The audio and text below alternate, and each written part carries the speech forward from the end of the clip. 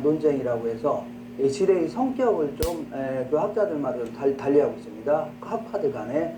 자, 이게 오리지널 자본주의 학파는요, 크게 두 가지 형태로 보면 됩니다.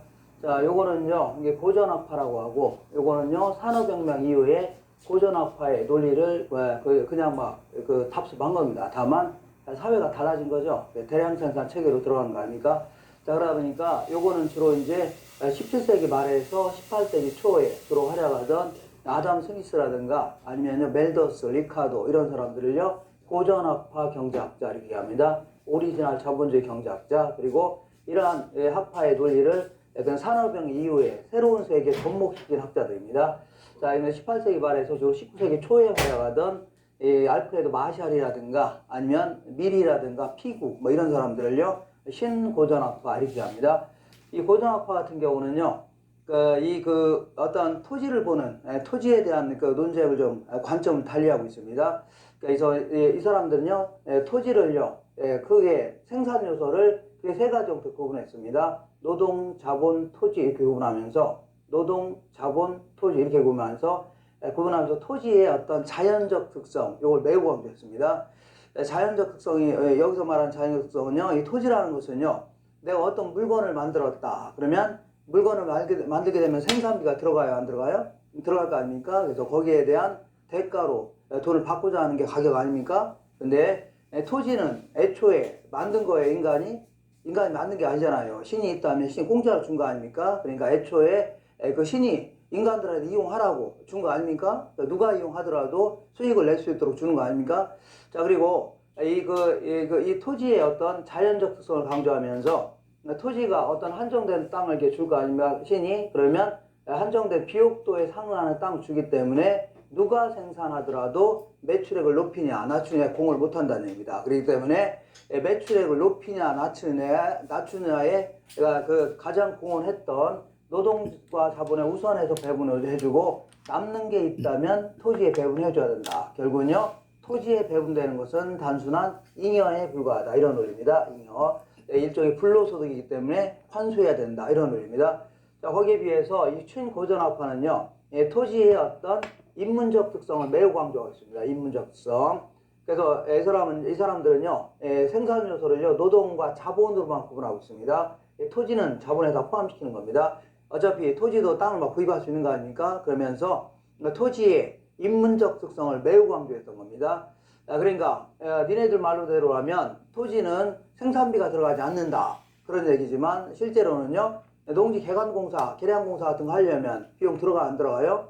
하다못해 그 바닷물을 메꿔서 간척사업 같은 거 하게 되면 비용 들어갈 거 아닙니까? 그러니까 얼마든지 토지에 대해서도 비용이 들어갈 수 있다. 그러니까 거기에 상응하는 대가는 받아야 된다. 그런 의미입니다.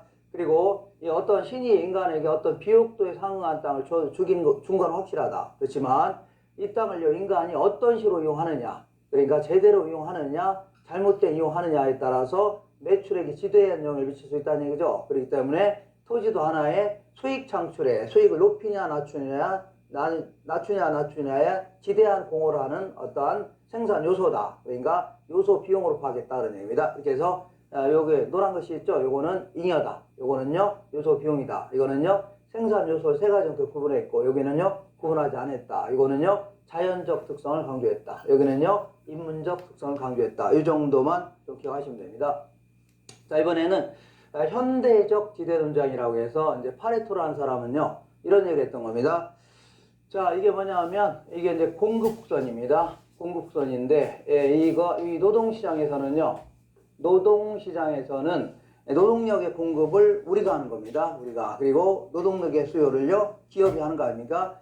우리 생산물 시장에서는요 이 생산물을 누가 공급합니까? 생산물 시장에서는요 기업이 공급하는 거죠. 그리고 우리 같은 사람이 소비하는 거죠. 근데 여기는 거꾸로 되어 있네요. 노동시장에서는요 생산 요소 시장이라는데 이거는요 노동력의 공급을 우리 같은 사람이 공급하는 거고 그 다음에 이거를요 기업이 수요하는 겁니다. 기업 수요하는데 이 공급선 자체가 결국은요 비용 곡선입니다. 이 경제학에서는요 한계 비용 이렇게 얘기합니다. 한계 비용 곡선이기 때문에 자기도 그 어떤 노동력을 제공할 때 그만큼 비용이 들어가 안 들어가요? 들어간다는 얘기입니다. 그렇기 때문에 거기에 적정한 이윤을 포함해서 그 정도는 받고자 하는 걸 쭉 연결한 겁니다. 예를 들어서 어떤 그 가수가 지방에 다니면서 이제 나이트클럽 다니면서 노래를 하고 다닙니다. 그러면 여러 가지 경비가 들어가 안 들어가요? 네, 들어갈 거 아닙니까? 그러니까 차비도 들어가고 또 뭐가 들어가요? 여러 가지 그 밥도 사 먹여야 되고 저녁 잠도 자야 되고 숙박도 해야 되고 옷도 사야 될 거 아닙니까? 그리고 그 막 노래 많이 하게 되면 뭐 목도 쉬죠. 그러니까 약도 사 먹여야 되고 이렇게 여러 가지 경비가 많이 들어간다는 얘기입니다. 그러니까 이 정도 제공할 때 이 정도 비용이 들어간다는 얘기죠. 이거 받아내야 되겠네요. 이 정도 제공할 때 이만큼 받아내야 되겠죠. 이 정도 해도 이만큼 받아내야 된다는 얘기입니다. 근데 이거를요, 나이트클럽 사장이 기업이 수여할 거 아닙니까? 그러면요, 이렇게 만나는 점에서 적정한 어떤 임금이 결정될 겁니다. 그럼 요만큼 이제 받긴 받았는데 이걸 잘 보면 이만큼은 자기도 그만큼 노동력 경험하면서 비용이 들어가서 안 들어갔어요? 들어갔죠. 그러니까 이런 것들은 이 정도는 최소한도 받아내야 되겠네요. 기업 입장에서는 이 정도만큼은 최소한 지불해야 됩니다. 그 정도로 여기서 전적으로 이용하려면요, 그만큼 지불해야 돼요. 이걸요, 전용 수입이다. 그리고 만약에 이만큼을 지불하지 않으면요, 다른 데로 옮기려고 할 겁니다. 노동자는. 그래서 이걸요, 이전 수입이다. 이렇게 표현합니다. 요만큼 못 받으면 이전하겠다는 얘기죠. 이전 수입이다. 이겁니다. 그러면 실제 남는 거는요, 이만큼에서 요거 뺀 나머지 요게 바로 실제 남은 거 아닙니까? 그래서 요거를 뭐라 하냐면 이걸 전용 수입이다. 이렇게 표현합니다. 전용 수입. 요걸 뭐라고 하냐면 요거를요, 경제지대 이렇게 표현합니다. 자, 다시 해볼게요. 자, 이거 보시면 자, 요만큼 받았을 거 아닙니까? 그러니까 예를 들어 한 500만 원 정도 받았는데 이 정산해봤더니 영수증 같은 거 다 확인했더니 한 300만 원 정도는요, 그동안 경비로 나갔답니다. 그러면 실제 남은 건 얼마요? 200 정도 남은 거 아닙니까? 그래서 요게 바로 이 300이 전용 수입이라는 거고 200이요 경제지대, 이게 실제 남는 거 아닙니까? 요거 가지고 애들 학비도 주고 해야 될 거 아닙니까? 자, 그래서 이런 식으로 할게요. 그래서 자, 그러면 요것 좀 한번 보겠습니다. 뭘 보냐면 이 그래프가요, 이렇게 그려지는 사람도 있고 상대적으로 이렇게 그리는 사람이 있습니다. 자, 요거는 이제 일종의 전문직 생각하시면 됩니다. 전문직. 자, 요거는요, 일반적인 사무직 생각할게요. 일반적인 사무직. 자, 이 전문직 같은 경우에는, 예컨대 이제 변호사, 뭐 이런 분들은 뭐 요즘에 많이 배출되지만 옛날에는 좀 한정은 상당히 뭐 희소했죠. 그러다 보니까 자, 이 전문직에 대한 임금이 이만했을 때 이만큼을 공급하려고 했는데 임금이 이렇게 올라간다 하더라도 공급할 수 있는 양은 거의 없죠. 거의 안 늘어나죠. 왜냐하면 그 변호사는 수가 한정되어 있는 거 아닙니까? 그러니까 공급을 크게 늘릴 수 없다는 얘기입니다. 이렇게. 자, 그래서 이 수입력이 올라간다. 이거 크게 못 늘어난다는 얘기죠. 공급량이. 그렇지만 일반 사무직 같은 경우는요, 임금이 이만할 때 이만큼 공급하려고 했는데 좀 올라가니까 크게 늘어날 수 있는 거죠. 왜냐하면 이거 누구나도 할 수 있는 일 아닙니까? 크게 늘어날 수 있다는 얘기입니다. 그렇기 때문에 자, 요거 다시 한번 그려볼게요. 다시 한번 그려본다면요, 요렇게 자, 이런 식으로 그리는 거를요, 요거를 뭐라 하냐면 요거를 저 전문직 해주면 되고 이렇게 그린 걸요, 이거를 일반 사무직 해주면 되겠네요. 그러면 수요 곡선이 이게 똑같다고 가정해보자. 똑같은 형태로 그려진다면 이렇게. 그러면 이만큼이 받은 총 임금 아닙니까? 임금인데 자, 요 중에서 받으니까 본 거 보니까 이만큼은 자, 전용 수입이죠. 비용 얼마 안 된다 아닙니다. 거의 남는 거 아닙니다. 거의 남는 거. 그러니까 이 변호사 같은 거는 옛날에는 뭐 일 조금 해주고 막 큰 돈 버는 거 아닙니까? 근데 이 일반 사무직 같은 경우는요, 이렇게 되겠네요. 이렇게 해서 거의 대부분은 다 뭐라고요? 그 전용 수입입니다. 남는 게 얼마 돼야 한대요? 안 된다는 얘기입니다. 이렇게. 자, 이런 식으로 해서 정리하시고, 그럼 이번에 토지 시장을 살펴보겠습니다. 자, 토지 시장 같은 경우는요, 이렇게 이게 토지를 누가 공급합니까? 누가 공급하냐면 그 토지 소유자를 지주로 하는 겁니다. 지주가 공급하는 거 아닙니까? 농부가 소비하고 농지를 가져가는 겁니다. 그때 이제 토지의 임대료가 이만할 때 공급할 수 있는 양은 이거죠. 그리고 토지의 임대료 올라간다 하더라도 공급할 수 있는 양은 정해져 있는 거 아닙니까? 그 지역에. 이게 수직의 형태를 취하게 됩니다. 이게 경제학적 의미는요, 공급선 아래의 면적이 전용 수입이죠. 그러니까 이거는요, 전용 수입 자체가 없는 겁니다. 그러니까 토지 같은 경우는 아예 만드는데 생산비 자체가 들어간 건 아니잖아요. 그렇기 때문에 토지로부터 수요가 이렇게 있다면 토지로부터 발생하는 모든 수입은 다 왜요? 경제지대에 해당되는 겁니다. 경제지대. 자, 이런 식으로 자꾸 이게 비탄력적이다. 비탄력이 될수록요, 공급량을 늘릴 수 없다 이렇게 되는 거죠. 늘기 힘들다. 그럼 비탄력적이 될수록 자꾸 뭐가 된다고요? 경제지대는 커지는 겁니다. 경제지대는 커지고 탄력성이 될수록 그 경제지대는 작아지는 겁니다. 탄력적이 될수록 경제지대는 작아진다. 이렇게 하시면 돼요. 자, 이번에는 그 준지대, 이건 이제 마샬이라는 사람이 얘기한 건데, 이거는 이제 인간이 만든 생산 설비, 각종 기계, 기구 뭐 이런 것들을 얘기하는데, 자, 이런 것들을요 준지대 이렇게 표현합니다. 여기서 나타난 소득을요 준지대 이렇게 표현하는데, 자, 이거 왜 이런 어설픈 지대다 해서 이제 준지대를 한 표현을 씁니다. 요거는 왜 이런 표현을 쓰냐면, 이렇게 우리 그 경기도, 서울 경기 일대에서 포크레인을 빌려주는 업체가 딱 10군데밖에 없다고 치자. 딱 30대째 가지고 이제 임대한다고 치자. 자, 서울 경기 일대에서 포크레인을 빌려주는 업체가 20대씩 해갖고 좀 10군데에서 빌려준다는 얘기죠. 그러면 자, 요거 임대료고 요거는요 수량인데, 임대료가 이만했을 때 이만큼 공급하려고 할 겁니다. 근데 임대료가 올라간다 하더라도 갑자기 임대할 수 있는 공급량이 늘어날 수는 없는 거죠. 왜냐하면 이거를 갑자기 공급량 한정되어 있는 거 아닙니까? 그래서 토지처럼 이제 고정되어 있는 거죠. 더 이상 늘릴 수 없다는 얘기입니다. 늘릴 수 없어요. 그렇기 때문에 토지처럼 수직의 형태를 취하게 됩니다. 토지처럼 이런 식으로 수직의 취해요. 단기적으로는. 근데 장기적으로 볼게요. 장기적으로 임대료가, 자, 이 포크레인을 빌려주는 임대료가 자꾸 올라간다면요, 어떤 사람이 골프장 하다가 나도 이거 한번 해봐야 되겠다.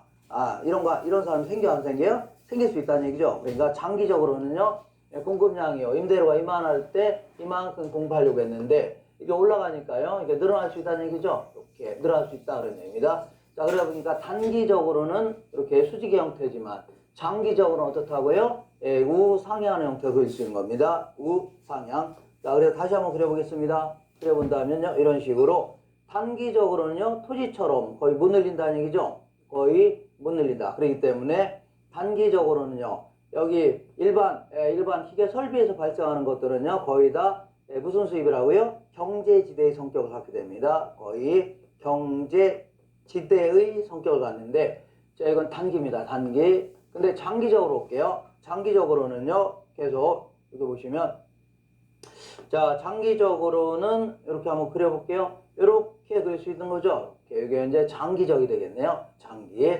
그러면 이 부분 보겠습니다. 이 부분. 이 부분이 단기적으로는 다 뭐 했어요? 경제수입이었는데 지금은요 장기적으로 다 전용 수입의 형태로 바뀌어 나가는 거죠. 전용 수입. 그래서 이걸요 어중간한 경제지대다 해서요 준경제지대. 그리고 요거는 좀 빼기도 합니다. 준지대 이렇게 되어갑니다. 준경제지대 혹은요 준지대. 자, 그런 것이 단기적으로는요 임대료 같은 게 좋아지면요 기존의 업체가 다 먹는다는 얘기입니다. 그렇지만 장기적으로 다른 업체가 막 끼어 안 끼어? 막 끼어드는 바람에 뭐 인건비도 더 나가고, 또한 여러 광고도 더 나가고, 광고비 나가야 되겠죠. 이렇게 해서 비용으로 다 충당될 수밖에 없다. 그런 논리입니다. 그런 걸 이런 식으로 그림을 한번 그려봤습니다. 자, 이렇게 하시고 이번에는 지가, 여기서 말하는 지가라는 것은요 토지에 대한 지가 이론을 얘기하는 겁니다. 토지에 대한 지가. 여기서 이제 여기서는요 이게 마샬이 얘기하는 거라든가 허드가 얘기한, 그리고요 마찰 비용 이론, 이렇게 해서 가볍게 한마디 정도만 기억하시면 돼요. 자세히 안 물어봅니다. 안 물어보니까. 마샬이라는 사람은요 위치의 가치 이런 표현을 쓰면서 위치가 곧 가치가 될 수 있다 그러면서 위치의 중요성을 강조했다. 이 정도 하시면 돼요. 이런 위치의 가치라는 표현을 누가 썼다고요? 마샬이라는 사람이 썼다. 이 정도 하시면 돼요. 이 정도. 그 다음에 이제 허드라는 사람은요 이 접근성이라는 강조했습니다. 접근성. 어떤 목적물에 도달하는데 뭐 시간적, 경제적, 거리적 부담이 적은 정도, 이런 걸요 접근성이다 이렇게 표현합니다. 그래서 아무래도 접근성이 좋을수록 일반적으로 가치 높다는 얘기죠. 이런 얘기를 했던 겁니다. 그냥 접근성, 이건 누가 얘기했다고요? 허드라는 학자가 얘기했다 하시면 돼요. 그 다음에 이제 마찰 비용 이론은요, 요거는 헤이그라는 사람이 얘기한 건데, 요거는 이제 지문에 가끔 끼어들기도 합니다. 한마디 정도. 마찰 비용이 뭐냐? 자, 마찰 비용은요, 이렇게 볼게요. 이건 이제 도심인데, 이렇게. 자, 도시가 딱 있잖아요. 도시가 있는데, 이만큼. 이게 큰 도시인데 만약에 직장이 도심 쪽에 있습니다. 한복판 쪽에 있어요. 그러면 이제 자 만약에 집이 어디에 있냐면 집이 풍선위에서 산다고 치자. 풍선 있잖아요. 풍선에서 이제 하늘에서 살고 있는 거 아닙니까? 그러면 하늘에서 살게 되면 아무래도 임대료 안 내도 되는 거죠. 밑에서 임대 내려고 하면 옮기면 될 거 아닙니까? 그래서 어쨌거나 임대료 낼 필요도 없고 그리고 또한 만약에 그 직장까지 가는데 뒤에다 머플러 뒤에다 목에다 딱 걸고 횡안이 날아간다 시작 우리 만화에서 나오는 것처럼 횡안이 날아간다 그러면 교통비 이런 거 버스비 그 들어가 안 들어가요? 안 들어갈 거 아닙니까? 안 들어가죠. 근데 요거는 이제 이 땅 바닥에서 사는 바람에 땅바닥에서 사는 바람에 아무래도 직장까지 가려면은 뭐가 들어가요? 교통비 버스비 들어갈 거 아닙니까? 그리고 땅 바닥에 사니까 이 땅 주인이 임대료 같은 거 내라 할 거 아닙니까? 결국은 이렇게 땅 밑에 살게 되니까 이 걸리적거리는 비용 이걸요 마찰 비용이라는 겁니다. 여기서 이 걸리적거리는 비용을 뭐라고요? 마찰 비용이 들어간다는 얘기죠. 그래서 결국은요 이 안쪽에 있으면요 안쪽에 있으면 마찰 비용 2개가 들어가는데 안쪽에 있으면요 교통비용 얼마 안 되죠. 그러니까 이제 서로 이용하려다 보니까 임대료 올라갈 겁니다. 근데 바깥쪽 같은 경우는요 아무래도 교통비가 많이 들죠. 그래서 서로 이용하지 않으려니까 임대료 싸질 수밖에 없는 거죠. 결국은 이 사람은요 교통비의 결국은요 지대를 결정한다면서 이러한 마찰 비용 이러이러한 걸 발표했던 겁니다. 이렇게 이 정도 하시면 돼요. 요거는 가볍게 이건 물어본 적 없는데 인간 생태학적 이론은요 이 토지의 집가는요 호가 과정의 소산이다. 그 얘기는요 어떤 땅이 있는데 이게 사람들이 이걸 이용하게 되면 만족감이 크다입니다. 그러면 서로 비싸게 불려고 할 거 아닙니까? 사든지 임대할 때. 근데 요거는 어떤 땅은요 만족감이 떨어진다는 얘기죠. 그러면 부르는 가격이 떨어질 수밖에 없는 겁니다. 그러다 보니까 결국은요 그 만족도에 따라 부르는 가격 이걸요 호가라는 겁니다. 호가 과정의 소산 속에서 결국은요 지대가 결정된다 했던 겁니다. 호가 과정의 소산이다 이렇게 했던 겁니다. 이 정도 하시고 자 이번에는 자 도시 공간 구조론이라는 걸 공부해 보겠습니다. 도시 공간은요 도시가 어떤 형태로 성장해 나가냐 그런 얘기입니다. 도시가 자 이거에 대해서 몇몇 학자들이 얘기한 게 있는데 도시는 주로 이제 하나의 핵을 중심으로 성장해 나간다 이렇게 얘기한 사람이 버제스의 동심어 이론과 호이트의 선형 이론입니다. 그랬더니 아니다 도시는 하나의 핵이 아니라 여러 개의 핵을 중심으로 성장한다는 얘기죠. 이거를요 다핵심 이론이라는 겁니다. 이건요 해리스라는 사람하고 율만이 얘기한 이론입니다. 자 그리고 이걸 세 개를 다 섞어놓은 사람이 시몬스라는 사람입니다. 이걸요 다차원 이론 해줍니다. 자 기타 이제 최근에 어떤 계획도시 이걸 얘기하는 사람이 이제 벨이라는 사람의 유상도시 이론입니다. 유상도시 이론. 자 그래서 요거 항상 지금부터 이제 사람 이름이 계속 나오니까 사람 이름들을 기억할 필요가 있습니다. 사람 이름은요 이렇게 동벌을 어떤 농구 선수가 있는데 농구 선수가 동벌을 선호해서 동벌을 선호해서 자 그 서부가 아니라 동벌 선호해서 거기 가서 최선을 다해슈 이렇게 우리 어디 충청도 사투리 해야 됩니다. 최선을 다해슈 이렇게 자 그런데도 불구하고 유배당해슈 이렇게 하면 되겠네요. 유배당해슈 이런 식으로 유배당 이렇게 하시고 요거는 우리 시몬스는요 뭐예요? 침대 이름 아닙니까? 차원이 다른 침대 이렇게 해주면 되겠네요. 차원이 다른 침대 시몬스 이렇게 해서 하시면 되겠죠. 자 이렇게 해서 하나하나 좀 알아보겠습니다. 이 사람들이 근데 어떤 이론이 뭐 현실 경제 도시 구조에 더 명확히 적용되냐 이렇게 일률적으로 말할 수 없는 겁니다. 왜냐하면 역사적으로 이거는요 1920년대에 뭐 소형 그 전통적인 어떤 소도시를 가정하는 거고 요거는요 현재 계획도시 같은 걸 가정하니까 최근의 이론 아닙니까? 그러니까 어떤 게 더 맞다고 일률적으로 말할 수 없는 겁니다. 이렇게 자 그래서 하나하나 좀 알아보겠습니다. 여기서부터 시작해서 이제 역사적으로 쭉 지금까지 올라오는 겁니다. 내려오는 겁니다. 이렇게 하시면 돼요. 자, 맨 먼저 동심원 이론은요. 이 버제스라는 사람이 1925년도 이 사람이 시카고 대학교 교수인데 자기 동네인 시카고를 배경으로 해서 도시의 성장을 연구했던 겁니다. 성장 구조를. 자, 그래서 이 사람은요, 자, 이렇게 그 도시는 잔잔한 연못에 이렇게 돌을 딱 던지게 되면 물결 모양이 퍼져나갈 거 아닙니까? 잔잔하면 가운데 돌을 딱 던지면요, 물결 모양이 퍼져나가죠. 이런 식으로 도시는 단순 무식하게 성장한다. 이렇게 얘기했던 겁니다. 이걸 동심원상으로 확장되는 겁니다. 자, 요거는 이따가 제가 농업 입지론에서 튀넨의 이론도 공부할 건데, 튀넨의 농업 입지론이라고 공부할 겁니다.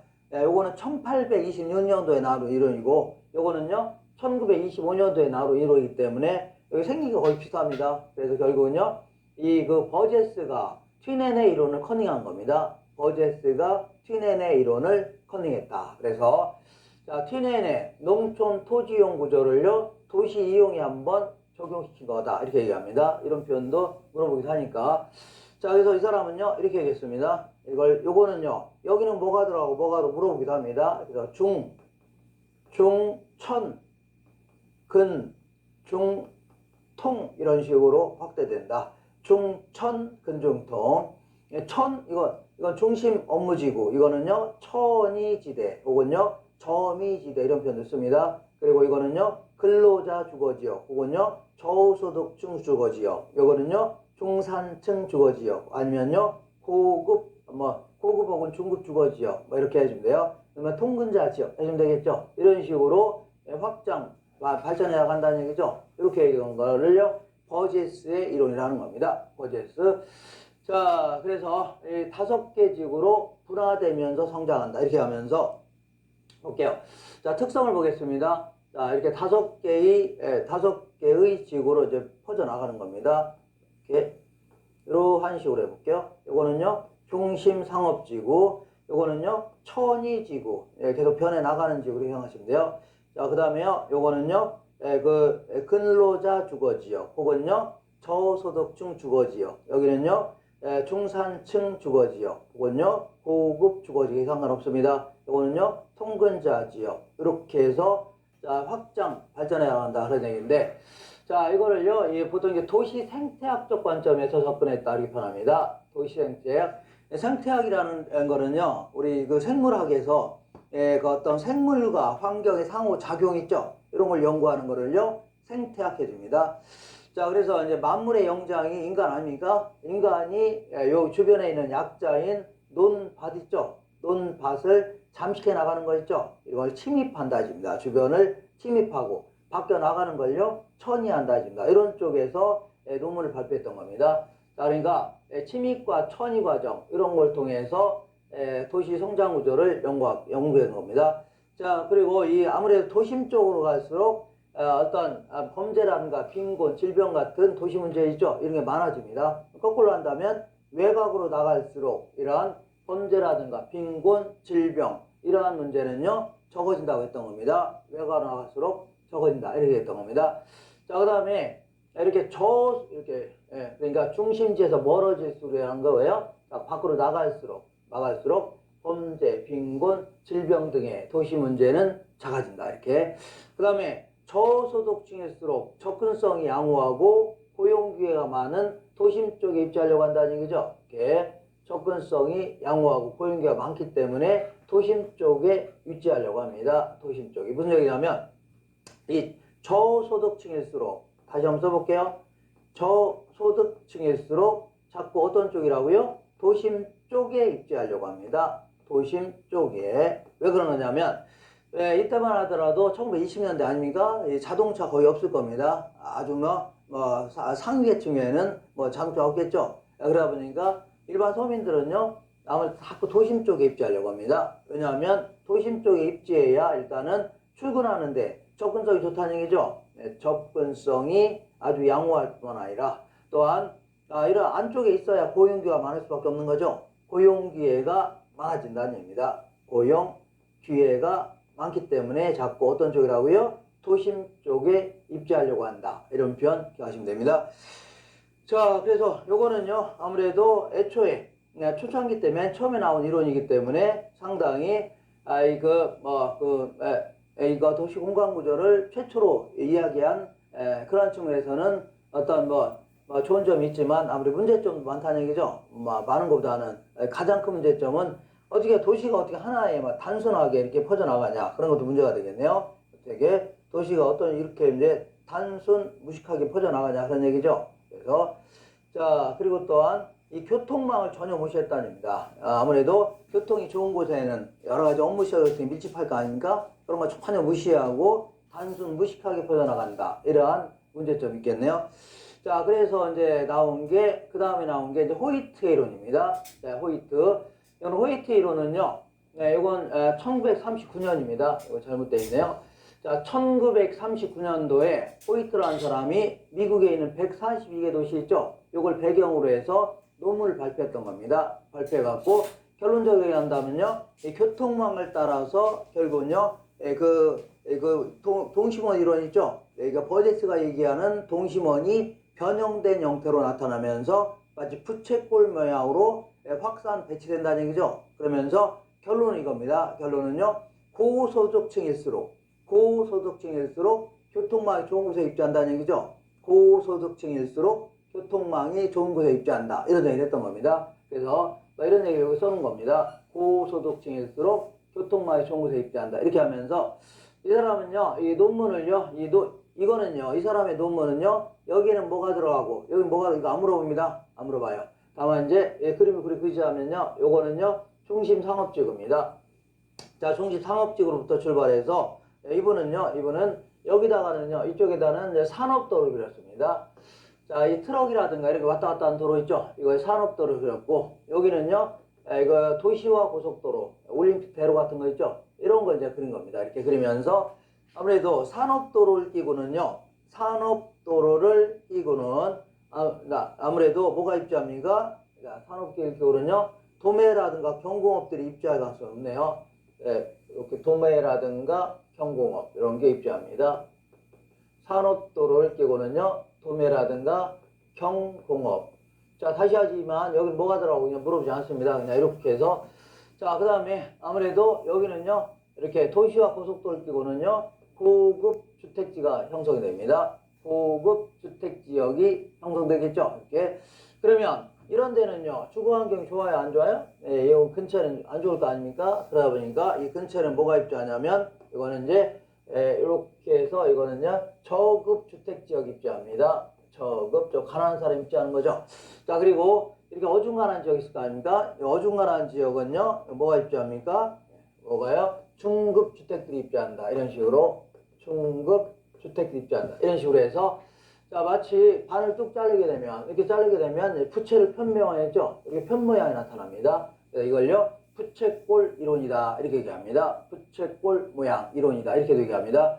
자, 그래서, 이렇게, 결국은요, 상류층이 거주하는 고급주택은요, 아주 접근성이 양호한 곳도 있죠. 이러한 축에 가깝게 입주하게 됩니다.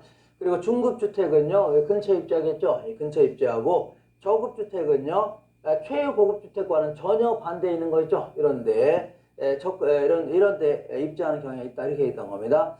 자, 요 논리의 이제 문제점이라고는요. 문제점은요, 아무래도 이거는 주로 이제 호이트라는 사람이 이 고소득층이 자꾸 이사가는 거 있죠. 이사하는 과정에서 나타나는 이런 현상을 설명했던 겁니다. 예를 들어 서울로 친다면요.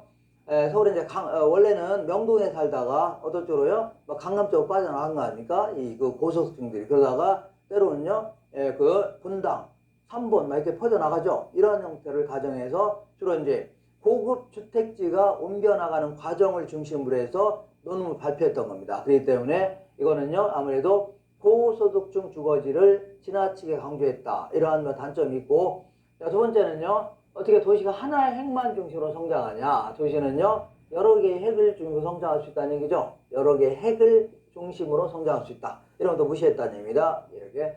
자, 그래서 이제 그 다음에 나온 게 뭐냐면은, 다 핵심 이론입니다. 이거는요, 해리스라는 사람하고 율만이 1945년도에 런던을 배경으로 해서 나온 이론입니다. 런던. 그래서 도시는요, 하나의 핵이 아니라 복수의 핵심 주변이죠. 이런 걸 통해서 도시가 성장해 나간다는 얘기죠. 이렇게 얘기한 거예요. 다 핵심 이론입니다. 자, 그래서 이건 이제 런던을 배경으로 했기 때문에 제가 런던을 한 번도 가본 적이 없거든요. 근데 서울은 제가 오랫동안 살았기 때문에 자, 여기가 이제 뭐가 있냐면 여기는 이제 명동을 중심으로 해서 어떤 상업도시가 성장할 수 있죠. 그리고 또한 대학로 같은 걸 중심으로 해서 문화의 도시 이런 게 성장할 수 있겠네요. 자, 여러 가지 뭐 전시회도 많이 하고 영업도 많이 하죠. 그리고 이 영등포 이런 걸 중심으로 해서 공업도시가 성장할 수 있겠네요. 테헤란 이런 걸 중심으로 해서 신흥 상업도시가 성장할 수 있죠. 그리고 여기 어떤 청량 이런 걸 또 중심으로 해서 이제 교통을 중심으로 해서 성장할 수 있는 거 아닙니까? 이런 식으로 해서 여러 기능별로 분화된 다양한 핵을 중심으로 성장한다는 얘기죠. 이거를요, 다 핵심 이론이라는 겁니다. 다 핵심. 그래서 보통 이제 동종 활동은요, 이온 어떤 식으로 해서 이제 핵이 나타나냐면, 동종 활동은요, 집적 이익을 추구하면서 상호 집합하려고 합니다. 몰려 있으려고 합니다. 거기에 비해서 이종 활동은요, 이해 상반으로 상호 분리해 나가려고 합니다.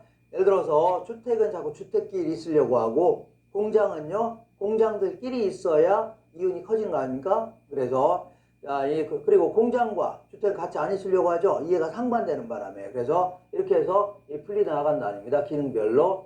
그리고 또 도심의 지대를 지불할 능력이 없으면 또 분리해 나갈 수 있는 거죠.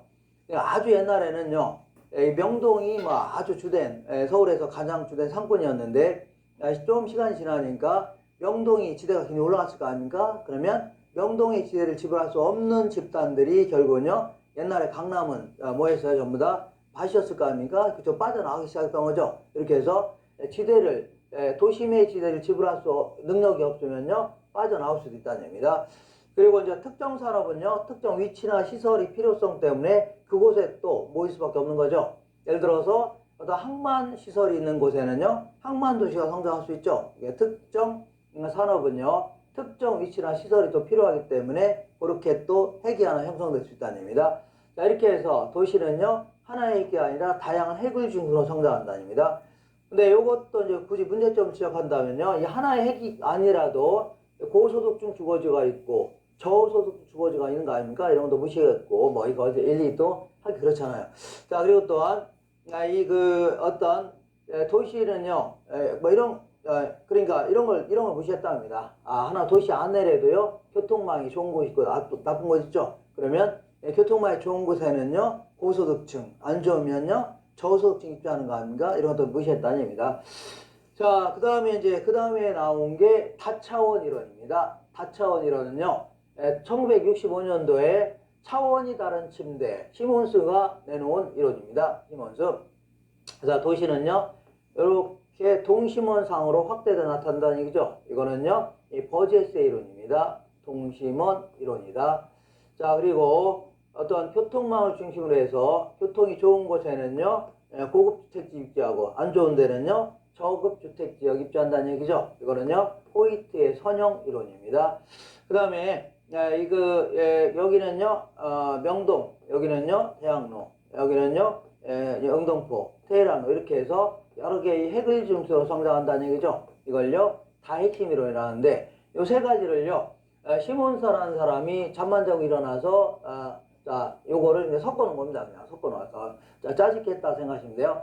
자, 이 사람은요, 그 도시는요, 서로 독립된 세 개의 차원인 도시와 사회 계층, 인종별 분류에 의하여 형성된다고 주장하면서 이 사람은요, 이 도시가 성장한다. 도시화 차원에서는요, 도시가 커나간다는 차원에서는 어차피 넘버스를 잠식해 나가는 거 아닙니까?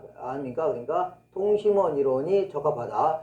그렇지만 사회 계층 차원에서는요, 사회 계층 차원에서는 아무래도 돈이 많은 사람들 교통이 좋은 곳에 입주할 거 아니냐. 안 좋은 사람들은요, 교통이 열악한데, 그리고 지역이 안 좋은 데 입주할 거 아니냐. 그 다음에 인종별 분류 차원에서는요, 다 핵심 이론이 맞다. 어차피 LA 같은 데 보면요, 백인 거주지역, 흑인 거주지역, 한인 거주지역, 남미인 거주지역 이렇게 있는 거 아닙니까? 이런 차원에서는요, 다 핵심 이론이 맞다는 얘기죠. 결국은요, 도시는요, 자, 여러 가지 세 가지 차원이 이 복합적으로 작용하면서 도시가 성장한다는 얘기죠. 이렇게 얘기했던 게 바로 다차원 이론입니다. 이렇게 하시고, 이번에 이제 유상도시론은 이제 최근에 나온 이론입니다. 벨이라는 사람이 얘기한 이론인데, 이건 이제 지금까지는 주로 이제 자생도시를 주로 가정합니다. 스스로 생겨난 도시. 근데 요거는 주로 계획 도시를 가정하는 겁니다.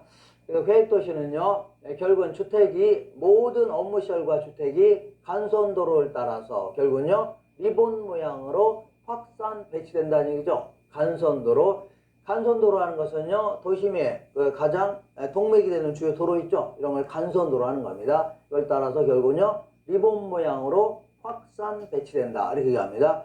이거는 이제 현대의 어떤 계획도시죠. 이런 거 생각하시면 됩니다. 자, 동탄 신도시 같은 경우는 옛날에 다 뭐 했습니까? 논밭이었는 거 아닌가, 이미야? 근데 이제 지금 도시가 됐는데, 중심 업무지구로부터 출발해서 이제 도시를 계획적으로 그림을 그리는 겁니다. 계획적으로 설계하는 거 아닙니까? 그래서 서울 쪽으로 나가는 간선도로, 그 다음에 여기 인천 쪽으로 가는 간선도로, 뭐 용인 쪽, 밑으로 오산 쪽, 이런 식으로 해서 주요 간선도를 설계하겠죠. 네, 그러면 결국 나중에는 결과적으로 모든 업무 시설이라든가 주택 같은 경우는요, 간선도로를 중심으로 해서 이게 몰려들 거 아니냐는 얘기죠. 이렇게 몰려든다는 얘기입니다. 마치 리본 모양처럼 보인다 해서 이걸요, 리본 모양으로 확산 배치된다. 이렇게 변합니다. 아무래도 오늘날 같은 경우는요, 주로 이제 도시를요, 막 계획적으로 만들잖아요. 그래서 자동차 위주의 어떤 도로를 설계하는 거죠. 그러다 보니까 아주 현대 도시에 적합한 이론이라고 할 수 있겠네요. 이렇게 하시면 돼요. 자, 이렇게 해서 베리의 유상도시 이론까지 알아봤습니다. 자, 이번에 이제 경제 기반 이론이라고 좀 알아볼게요. 경제 기반 이론은요, 어떤 한 지역의 경제 구조라든가 성장의 건전성 이런 것들을 규명하는 어떤 분석 기법입니다. 자, 한 지역의 어떤 경제 구조가 어떤 형태가 있냐, 어떤 산업이 주된 산업이고 이렇게 있고, 그 다음에 나중에 이제 어떤 식으로 성장할 가능성이 있냐, 그런 거 있죠. 이런 것들을 한번 규명하는 분석 기법입니다. 자, 여기는 이제 용어를 한번 정리해 볼게요. 어떤 지역에서는 기반 산업이라는 것은요, 그 지역에서 생산한 생산물을요, 내부에서 소비하기에는 남아돈다는 얘기죠. 그 내부에. 그래서 거의 상당 부분을요, 외부에 수출하는. 여기서 이제 외부라는 것은 외국이 아니라 이제 그 지역 외부를 얘기합니다. 지역 외부. 그러니까 내부에서 소비하기에는 훨씬 남아돈 물량을 생산한다는 얘기죠. 그러면서 주로요, 외부에 수출하는 이러한 형태의 산업을요, 기반 산업이다 해줍니다. 아니면요, 기반 활동 해줍니다. 거기에 비해서 비기반 산업은요, 내부에서 소비하기에는 부족하다는 얘기죠. 그래서 주로 이제 외부에서 수입에 의존하는 그러한 산업을요, 비기반 산업이다 해줍니다. 비기반 산업. 자, 난 문제가 잘 모르겠다. 이렇게 해볼게요. 여기가 뭐가 있냐면, 여기가 그 울산입니다. 울산이 있는데, 우리가 지도가 이렇게 되어 있는 거 아닙니까? 이렇게 되어 있는데, 여기 울산이 있다고 치자. 울산. 자, 울산에 딱 가면요, 울산이 지금 여기는요, 현대중공업 이렇게 해서 이제 조선업도 굉장히 발달되어 있고, 그 다음에 또한 여기는 현대자동차 있죠. 현대자동차가 울산에도 있고, 충남 아산, 그 다음에 전주 이런 데도 있습니다. 그러니까 자동차도 만들고 있습니다. 자, 그래서 여기 근데 아무래도 자동차 산업이 여기, 그러니까 현대자동차가 있으니까 아무래도 이 자동차와 관련된 모든 하청업체 같은 거 있죠. 다 들어와 있을 거 아닙니까? 자, 관련 업체들 많이 있을 거 아닙니까? 다 들어와 있을 겁니다. 그러다 보니까 여기는요, 총 고용 인구가, 자, 이거는 그냥 가정하는 겁니다. 계산상 뭐 정확한 수치가 아닙니다. 총 고용 인구가 100만 명이라 치자. 100만 명인데 아무래도 자동차 산업에 종사한 사람은 꽤 될 겁니다. 자동차 산업. 자, 자동차 산업에 종사한 사람은 한 40만 정도 된다고 치자. 그 다음에 섬유 산업에 종사한 사람들은요, 한 5만 명 정도 된다고 하자. 그 다음에 관광 산업에 종사한 사람은요, 한 3만 명 정도가 된다. 자, 그리고 이제 부동산 업종, 부동산업에 종사한 사람은 2만 명 정도 된다. 2만 명입니다. 이렇게 된다. 등등등 이렇게 있을 거 아닙니까? 그래서 이때 이제 자, 보시면 이렇게 여러 가지 있는데 여러 산업이 있을 거 아닙니까? 이때 이 어떤 산업이 기반 산업인지 아닌지를 측정하는 척도가 있습니다. 이걸요, LQ라는 겁니다. 이걸 입지상 혹은 입지계수, 로케이션, 코에이션 이렇게 표현합니다. 이걸 입지계수, 입지상 이렇게 주는데 이거는 어렵지 않은 계산 문제인데 2년에 한 번 그걸 물어봅니다. 나중에 박스를 보시면서 계산할 줄 아셔야 됩니다. 얘는요, LQ라고 합니다. 이걸 LQ. 이렇게. 자, 만약에 어떤 지역에 자동차 산업의 LQ를 계산해라. 그럼 이렇게 계산하면 됩니다. 이렇게. 자동차 산업의 LQ를 계산하시오. 그러면 어떻게 하면 된다고요? 이렇게 하시면 돼요. 자, 다시 해볼게요. 다시. 이렇게. 자동차 산업의 LQ. 그러면 이렇게 한 다음에 이렇게 계산합니다. 이렇게. 이거는요, 전국의 자동차 산업의 인구 비율분의, 자, 여기는 어디예요? 울산 지역 아닙니까? 울산 지역의 자동차 산업에 대한 인구 비율 해주면 됩니다. 자, 다시 해볼게요. 이렇게. 자, 밑에는요, 전국입니다. 위에는요, 울산 지역입니다. 해주면 되겠죠? 이렇게 해줄게요. 이렇게. 자, 그러면 만약에 전국의 자동차 산업에 대한 인구 비율이 10%라고 한재보자. 10%. 그러니까 우리나라 총 경제활동 인구가 3천만 명인데 300만 명이 자동차 산업에 종사한다는 얘기죠. 그러면 10%가 종사하는 거 아닙니까? 근데 이 지역을 볼게요. 이 지역은요, 총 고용인구는 100만 명이죠. 그 중에서 자동차 산업에 종사하는 사람이 40만 아닙니까? 무려 40%가 종사하네요. 그러면 40을 10으로 나누니까 4죠, 4. 4는 1보다 커야자고요. 크죠? 이런 산업을 이 지역에서는요, 기반 산업이다. 입니다. 경제 기반 산업이다. 그럼 이번에는 이렇게 해볼게요. 이번에는 관광 산업에 아무래도 LQ로 한번 계산해 볼게요. 관광 산업. 이렇게 계산한다면요, 이렇게 계산하면 되겠다. 아까처럼.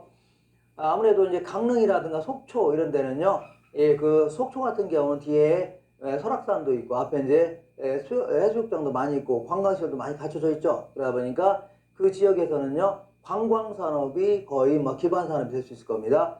자, 여기 계산해 볼게요. 만약에 전국의 관광 산업에 대한 인구 비율이 10%라고 간주해보자. 10%. 근데 이 지역을 볼게요. 이 지역은요, 100만 중에 3만 명 종사하는 거 아닙니까? 그러니까 무려 3%만 종사하네요. 3%. 그러면 0.3이죠. 0.3, 1보다 작네요. 그래서 1보다 작은 산업을요, 비기반 산업이다 해줍니다. 경제 비기반 산업이다. 이런 식으로 해서 이게 어떤 경제 구조로 한번 측정해 볼 수 있다는 얘기죠. 이걸요, LQ라는 개념을 사용합니다. LQ. 자, 그 다음에 이번에 이런 얘기 해볼게요. 어떤 얘기를 하냐면, 이렇게. 자, 요거 좀 지워볼게요.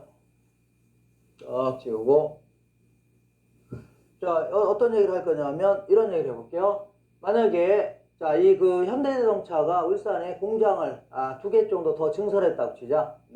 증설하게 되면, 아무래도 전국에 더 증설하게 되면 전국에서 사람이 몰릴 거 아닙니까? 사람들 많이 채용하려니까. 자, 그리고 관련 그 하청업체도 막 늘어나겠죠. 그리고 또한 뭐 다 늘어난다는 겁니다. 그러니까 어쨌거나 자동차 산업의 인구가 뭐 10만 명 증가한다고 치자.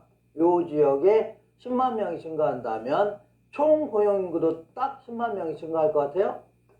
자, 자동차와 관련되어 있는 산업이 10만 명이 증가한답니다. 그러면 총 고용 인구는 딱 10만 명만 증가하려나요?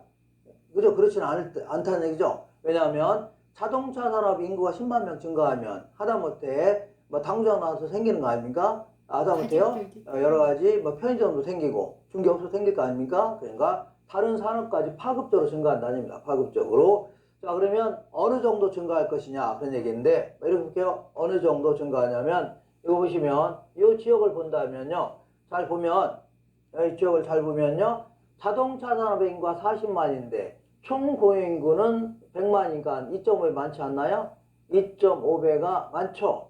그죠? 그러면 자동차 산업의 인구가 10만 명 증가하면 한 2.5배 많아져서 총 얼마라고요? 25만 명이 더 증가할 거라는 얘기죠. 이렇게 해서 앞으로 그 어떤 뭐 건설업체 입장에서는 아파트 짓겠다 이런 걸 따져볼 수 있는 거 아닙니까? 이걸요, 경제 기반 승수 모형이라는 겁니다. 그래서 이걸 뭐라고요? 경제 기반 승수라는 겁니다.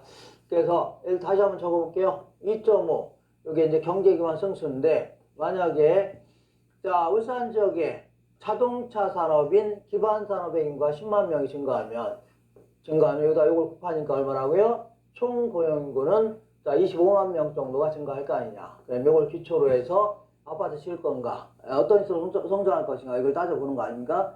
이렇게. 그래서 요 2.5를요, 경제 기반 승수라는 겁니다. 경제 기반 승수다. 자, 요거는요, 기반 산업의 인구 증가분 아닙니까? 기반 산업의 인구 증가분, 요 델타는 증가분을 얘기합니다. 곱하고 요거는요 총 고용인구가 이만큼 증가한 거죠. 총 고용 인구가 이만큼 증가한 거네. 이렇게 해서 자 그러면 요건 어떻게 해서 한 거라고요? 경제 기반 승수는요 이것분의 이거 한 겁니다. 이것분의 이거. 그러니까 이거는요 기반 산업의 인구분의 총 고용 인구 이렇게 되는 겁니다. 총 고용 인구다. 기반 산업의 인구분의 총 고용 인구 이렇게 되는 겁니다. 근데 요거는 이렇게 할 수도 있겠네요. 자 기반 산업의 인구 비율이 요것분의 이거니까 40%죠. 40%면 0.4네요. 그러니까 0.4분의 1 이렇게 해도요 2.5가 나옵니다.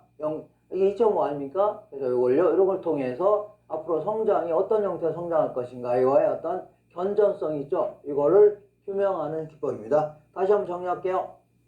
자 경제기반 승수는요 아까 여기 2.5라고 했죠. 경제기반 승수가 2.5고 만약에 기반활동의 인구가 그러니까 아까 자동차 산업인가 10만 명 증가하게 되면요 10만 명 증가하면 곱하니까 얼마 돼요?